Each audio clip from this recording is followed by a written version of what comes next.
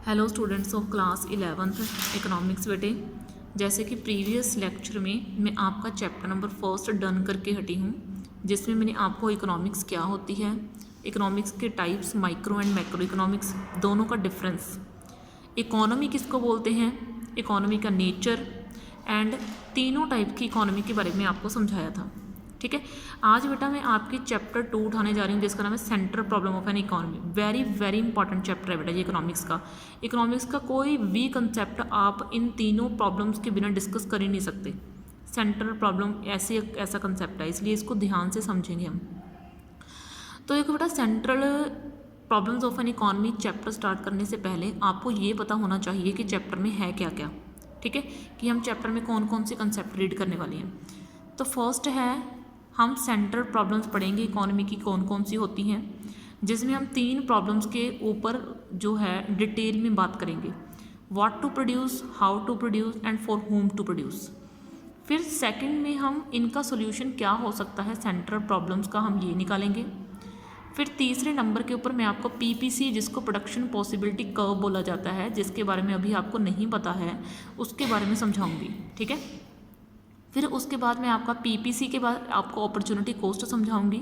फिर PPC curve का और अपॉर्चुनिटी कॉस्ट का आपस में क्या लिंक है, क्या रिलेशन है, ये समझाऊंगी। ठीक है, तो चलो बेटा, आज हम बढ़ते हैं आपके फर्स्ट कंसेप्ट की तरफ, जिसका नाम है central problem of an economy. देखो ध्यान से समझना, रिच और पुअर वो बोल रहा है, चाहे अमीर है, चाहे गरीब है, चाहे डेवलप्ड है, चाहे अंडर डेवलप्ड है, यानी कि चाहे विकसित है, चाहे अनविकसित है। मतलब एवरी इकोनॉमी, कोई भी इकोनॉमी हो, मस्ट फेस, उसको पक्का फेस करनी पड़ती हैं ये 3 सेंट्रल प्रॉब्लम्स। कौन कौन सी? व्हाट टू प्रोड्यूस, क्या प्रोड्यूस करना चाहिए, हाउ टू प्रोड्यूस, और प्रोड्यूस कैसे करना चाहिए, फॉर होम टू प्रोड्यूस, और किन लोगों के लिए प्रोड्यूस करना चाहिए। ठीक है, तो आज हम डिस्कस करने जा रहे हैं only first problem, which is what to produce, क्या प्रोड्यूस करना चाहिए। इस प्रॉब्लम को ना 2 पार्ट्स में डिवाइड करा गया है। पहला part, what goods to be produce, कौन कौन सी चीज़ों का प्रोडक्शन करना चाहिए, इन व्हाट क्वांटिटी, और कितनी क्वांटिटी में करना चाहिए। ठीक है, तो मैं सबसे पहले आज एक पॉइंट जो है इसके ऊपर डिस्कस करने जा रहे हैं हम, what goods are to be produced. अब इस पॉइंट को समझाने से पहले मैं आपको बता दूं कि जो गुड्स तो वैसे काफ़ी टाइप की होती हैं, कंज्यूमरेबल, नॉन, आपने बहुत कुछ पढ़ा होगा। ठीक है, मैंने आपको कराया हुआ है, सॉरी।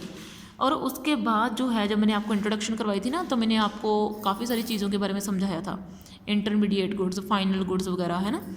तो सबसे पहले 2 मेन टाइप होती हैं इकोनॉमिक्स में गुड्स की। फर्स्ट होती है कैपिटल गुड्स और दूसरी होती है कंजम्पशन गुड। कैपिटल गुड क्या होती है? जब आपने एक चीज़ से दूसरी चीज़ रेडी करनी है तो उसको बोलते हैं कैपिटल गुड। जैसे एक मशीनरी है, आप एक मशीन से किसी दूसरी चीज़ का प्रोडक्शन करने जा रहे हो तो वो कैपिटल गुड हो गई। कंजम्पशन गुड क्या है? जिसको आप डायरेक्ट यूज़ करने वाले हो अपने खुद के लिए, उसको कंज्यूमर गुड बोला जाता है। ठीक है, अपनी खुद की वांट को पूरा करने के लिए डायरेक्ट यूज़ कर रहे हो। तो देखो, जो ब्रॉडली गुड्स हैं वो 2 तरीके की हो गई, capital and consumer goods. Production, अब दोनों चीज़ों का प्रोडक्शन तो एक इकोनॉमी के लिए नेसेसरी है। ऐसा तो नहीं है कि हम सिर्फ कैपिटल गुड्स का प्रोडक्शन करते जाएं। अगर हम कैपिटल गुड्स का प्रोडक्शन करेंगे तो कंज्यूमर अब क्या करेगा? अगर कंज्यूमर गुड्स का प्रोडक्शन करेंगे तो हम फ्यूचर में प्रोडक्शन कैसे करेंगे, अगर हम कैपिटल गुड्स की तरफ ध्यान नहीं देंगे तो इसीलिए ये प्रॉब्लम एक बहुत बड़ी प्रॉब्लम बन जाती है कि इकोनॉमी के लिए production of both capital and consumer goods is essential for the economy. Capital goods में, जैसे मैंने अभी आपको बोला, कोई प्लांट आ गया, कोई मशीनरी आ गई, are needed for further production, वो किसी और चीज़ों के प्रोडक्शन के लिए ज़रूरी है। एंड फ्यूचर ग्रोथ, अगर हमें फ्यूचर में ग्रोथ करनी है तो उसके लिए नेसेसरी है। कंज्यूमर गुड्स जो है वो अपने खुद के, अब के, प्रेजेंट कंजम्पशन के लिए ज़रूरी है। If the limited resources are largely used for the production of consumer goods, अगर हम कंज्यूमर गुड्स के लिए ज़्यादा रिसोर्सेज यूज़ करेंगे तो जो हमारी आज की जनरेशन है वो अब की लाइफ तो अच्छी जी लेगी, लेकिन फ्यूचर में उनको बहुत प्रॉब्लम फेस करनी पड़ जाएगी। ठीक है ना, उनकी जो फ्यूचर लाइफ है वो बहुत ज़्यादा मुसीबतों से जो उनको गुजरना पड़ेगा, क्योंकि फ्यूचर की तरफ तो हमने ध्यान ही नहीं दिया, हमने प्रोडक्शन की तरफ तो ध्यान नहीं दिया, हमने तो कैपिटल की तरफ ध्यान ही नहीं दिया, हमने तो कंज्यूमर की तरफ ध्यान दे दिया, कंजम्पशन गुड्स की तरफ ध्यान दे दिया। ठीक है, तो इस तरीके ये एक बहुत बड़ी प्रॉब्लम है कि वो लोगों की आज की जो है ज़रूरत उनके हिसाब से वर्क ज़्यादा करे या फिर कैपिटल गुड्स के ऊपर वर्क ज़्यादा करे, ठीक है। तो ये हर एक इकॉनमी के लिए जो है प्रॉब्लम है। अब उसने बोला what the lack of consumer goods, ये देखो अगर कंज्यूमर गुड्स कम हो गई वुड मीन, इसका मीनिंग जो प्रेजेंट जनरेशन है उनका स्टैंडर्ड ऑफ लिविंग जो है वो डाउन हो जाएगा। देखो है ना, तो हमारी इकॉनमी फंस गई ना दो राहे के ऊपर, ठीक है। तो ये प्रॉब्लम होती है चॉइस की प्रॉब्लम, जहाँ पे हमें चूज़ करना पड़ता है।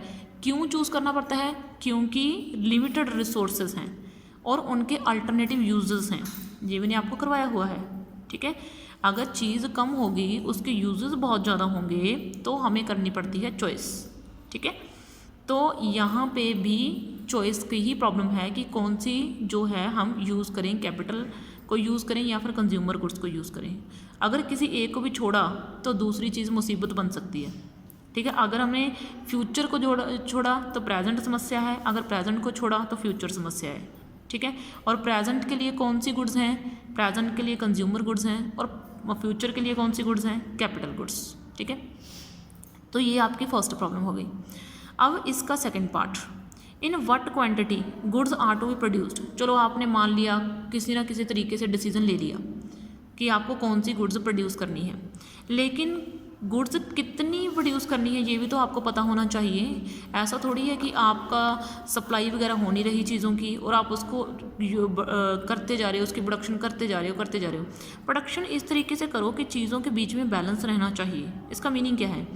तो देखो, वंस वी अंडरस्टैंड, एक बार जब हम समझ गए दैट द प्रोडक्शन की जो प्रोडक्शन है कंज्यूमर गुड्स का हो चाहे वो कैपिटल गुड्स का हो, वो इसेंशियल है, वो ज़रूरी है कि ये अगर ये हम समझ गए तो आगे हमारे एक और क्वेश्चन आ जाएगा। कौन सा question? How much of consumer goods and how much of capital goods, कि कितनी कंज्यूमर गुड्स और कितनी कैपिटल गुड्स, ठीक है, प्रोड्यूस करनी चाहिए। बिकॉज क्यों? क्योंकि हम अपनी मर्जी से तो चीज़ें जितनी मर्जी चाहे प्रोड्यूस कर नहीं सकते। क्यों? क्योंकि रिसोर्सेज लिमिटेड है।